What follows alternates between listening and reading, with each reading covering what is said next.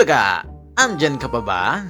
Ako nga pala si Drew at isa akong English teacher dito sa Japan. Pang-apat na araw na nga ito ng pamamasyal namin dito sa Japan kasama ng mga kaibigan ko. O ano, tara na!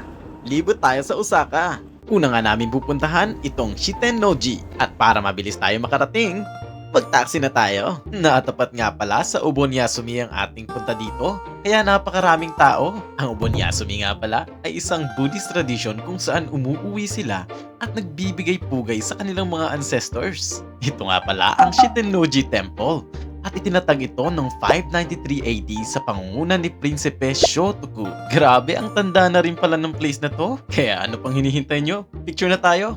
Oh wait, bakit wala ako? Ayan, meron na. Isang solo pic nga dyan. Kagat labi. At dahil marami pa nga tayong pupuntahan, tara kain. Gutom na ako eh. At napakain na nga na naman tayo ng Wagyu steak dito sa Aoi Napoli in the Park.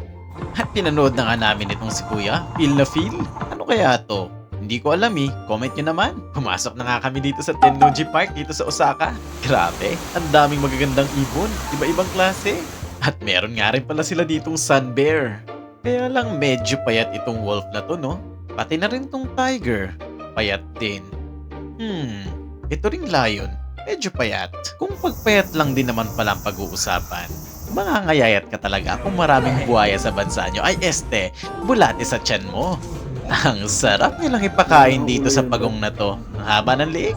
O kaya dito sa snapping turtle na to. Grabe katakot. Ang laki kaya niyan. Pero basta si Mark, tahimik lang.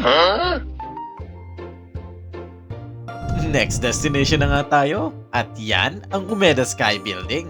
Nagpunta nga pala kami dito para makita namin ang Osaka skyline at magstay hanggang sunset.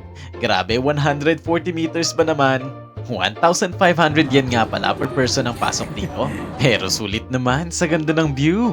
Dito na nga rin pala ako nag-propose ng idea para magpicture sila. Saka ako, gulatin mo sila. Magpiling contractor ka.